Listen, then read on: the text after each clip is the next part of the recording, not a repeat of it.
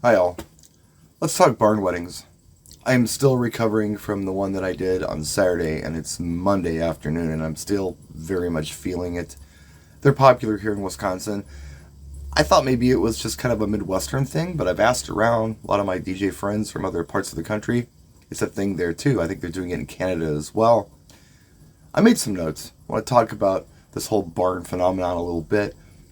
I live in the city, so typically a barn wedding is far from the city. It's a rural location. They're usually independently owned. They're not owned by any kind of hospitality group or hotel chain. It's a mom and pop organization, usually very much a mom organization. And some of the owners are, older, some of them are younger. It just kind of depends. These barns can either be new construction, where somebody bought a plot of land and they built a barn on it, or sometimes they're actually old homesteads, where the great great great great granddaughter of the original homesteader who had the barn for cattle or hay or whatever inherited the farm, and they converted the homestead into a wedding facility. Sometimes they live there too. The home is on property. There's usually always some kind of remote ceremony location from the barn, like outside in this picturesque area. Sometimes it's not too far away from the barn, other times it's a trek. I had a trek this weekend. There's room to move around most of the time. People can go out and do things, go outside. The one I was doing this weekend, it didn't feel like there was much of an opportunity for that, but most of them, there's bonfires and other activities going on out in the barnyard, if you will, I guess. But they're very popular. Brides and grooms really like the whole, rustic, shabby, chic barn thing. But, I've got some issues with them. And because of these issues, I'm kind of rethinking how I'm going to, quite frankly, price or even accept some of the barn weddings that come my way in the future. People who own these facilities, it seems like, don't have much or any experience in the hospitality industry. They're just people who inherited a farm and converted it to a wedding venue, or they just decided to build it because they like weddings and they haven't worked as a banquets manager or anything else like that anywhere else. This is kind of a new thing for them. They've designed it and they make the rules. They can be very territorial because sometimes this is the homestead. You're in their home. It's a very different thing if you are at somebody's facility, place of business, than if you are in their backyard. They seem to be sometimes difficult to deal with, and they have some strange rules sometimes as well. There are usually some kind of noise restrictions.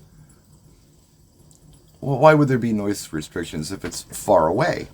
Well, there are a couple of reasons. The main reason is that usually any barn where you're going to be doing any kind of event at isn't soundproof. Sometimes it's an old rustic barn, so of course it's not. Sometimes even a new structure isn't soundproof. The construction feels more residential sometimes in these things, and they don't feel as commercial as maybe they should. Let's say that somebody inherits the family farm, and there's cornfields and stuff, and then there's this, and cow pastures, and then there's this homestead with the barn and the house and stuff. What some people do is sell off the cornfield because they're not interested in growing corn anymore. They're not interested in raising cattle anymore, so they get rid of that to finance their barn venue endeavor. And it works, except that the people who buy the land are home builders. And they're building nice homes because it's kind of out there. So what do you think people who have nice stately country homes don't want on a Saturday night? Bass or sound or anything. So I've been to barn venues where they either complain about the bass before they even hear it, like they warn you about the bass because of the sound complaints, Or I was at one recently where they just flat out told me, hey, if we can hear the sound outside of the barn, that's it. That's not good planning, in my opinion. We need to be able to do our job. And yeah, excessive bass I think is ridiculous at any event. But if you're responsible about it, yet there's still a problem, there's a problem in the design. Power issues. Yeah, a lot of those. Especially at these remote ceremony locations, there's hardly ever adequate power. It's either a really long extension cord run that's not really stable, or it's an outlet that's all beat up and jacked up. You don't really want to plug into it. And it's a trek to get to these places too, so you're hauling a bunch of gear there, and then when you get there, you can't plug in. That's why I built my ceremony system, the battery-powered LD Systems Maui 5 Go, the Colorado Satellite lithium-ion power pack to juice up a wireless microphone receiver, and of course, some kind of tablet with DJ on it. It's lightweight, and it requires no power. So I've made accommodations for their lack of accommodations for DJs in ceremony areas by building this system, and it works really well. But it can still be a chore to get it to these remote locations. I had to go up this gravel path uphill, it was windy, to a location to actually get to where they were having the ceremony last weekend, and it was a chore. Even without, worrying about power, just getting the stuff there was a lot of work.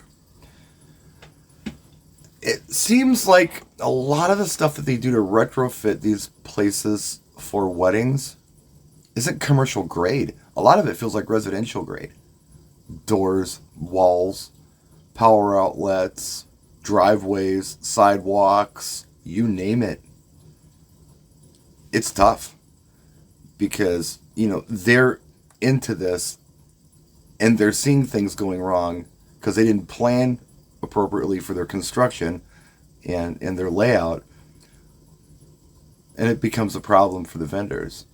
In fact, I had this form that was given to me I covered up who it is. I don't want to bust anybody here, but I've had 2 of these handed to me in the last year from barn venues.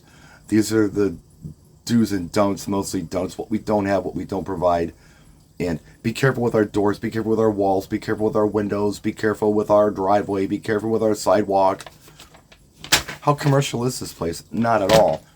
And these places, sometimes they do their own bar, but they never do their own catering. So they have to have catering come in. They're obviously not doing floral or photography or any kind of music for ceremony like strings and such, or DJs. Yet all these vendors have to access this facility. They have to use this facility. And it's not really even set up for them.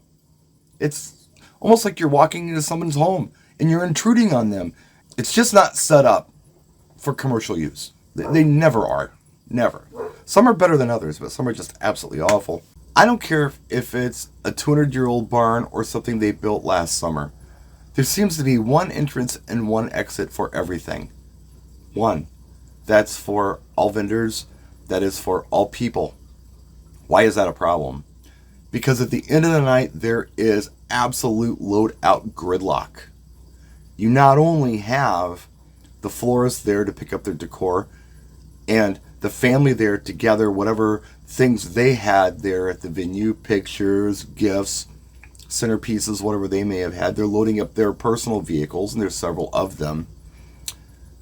But you've got me trying to load out, all right? And then you have sometimes some kind of transport there, like a trolley or a shuttle bus to get people to either remote parking or back to a hotel.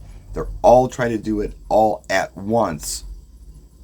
And then remember, there's a noise variance issue because of the residential area. So you got to be quiet doing it, which is almost next to impossible. I don't think I've ever done a barn venue where I wasn't waiting in line to load out. I've been to one where they thought the parking lot was right in front of where you go in to, have the reception. That's for disability or anything else. Sometimes the parking is off-site because there's no room for a parking lot. Other times, it's just still far away. The reason the remote parking is an issue is because I don't think I've ever done a barn venue that had a stash spot for stuff. what kind of stuff? Cart, covers, backup equipment.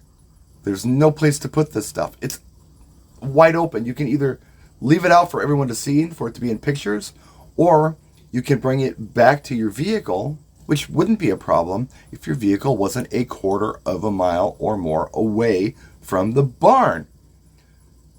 Most places that we play, most commercial event halls that we play at, have adequate parking and accessible parking for vendors. These places don't. They don't do it, and it's your problem.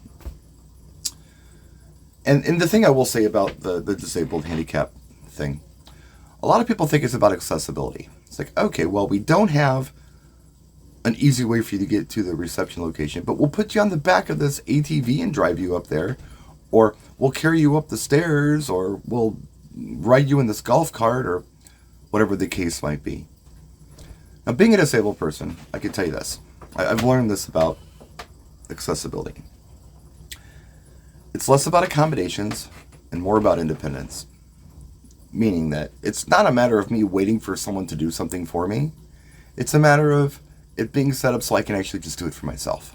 Does that make sense?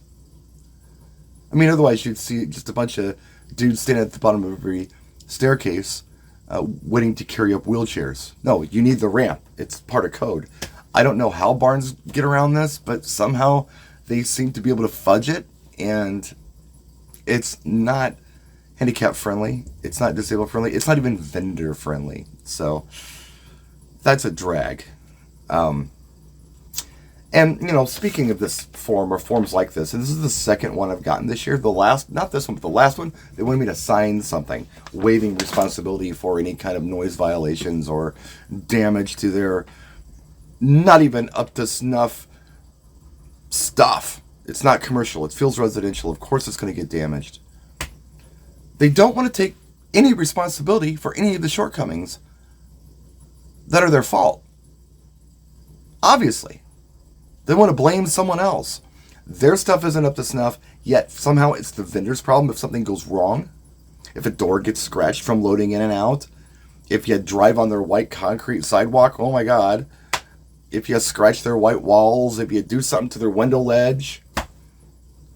Come on. You are providing a service. You should have a commercial property, commercial grade stuff, including power outlets. I shouldn't have to plug into a wall and it wiggles around because my power outlet I'm looking at right now is better in my house than it is in this venue. Bathrooms. Oh my gosh. Sometimes the bathrooms are like unisex. They're nowhere near where the actual reception is happening. Maybe they're down a level, down a gravel way. I was at one. They were narrow little stalls. I don't know how a large person or a person in a wheelchair could have accessed any of this. Or accessed any of this.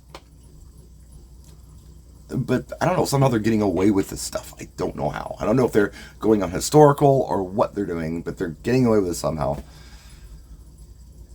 And the people who own these places, I said they're independently owned, usually, sometimes homesteaders who live there too. A lot of them like to micromanage the day. And like I said before, at best they're providing bar staff and someone to drive a golf cart back and forth. They don't do catering. They don't do photography. They don't do floral. They don't do decor. They definitely don't do entertainment. Yet they want to tell all of these vendors how to do their job, when to do it, and how to time things and everything else. As you know, I timeline my events. I have to fight with this coordinator about this surprise timeline that I get at the venue.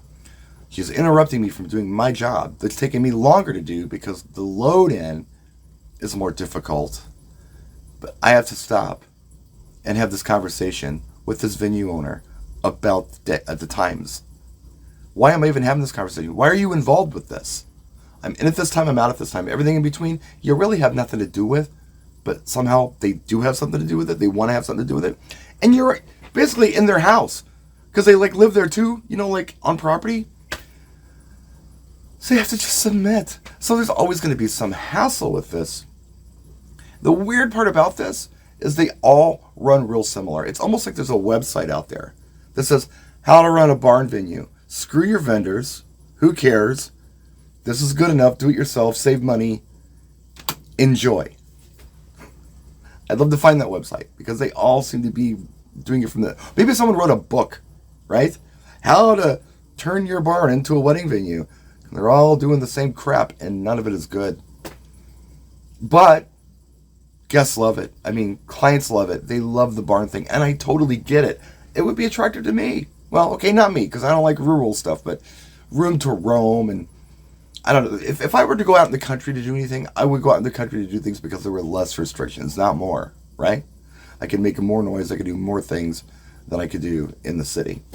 So if it's restrictive, that takes the fun away from me. Neither here nor there.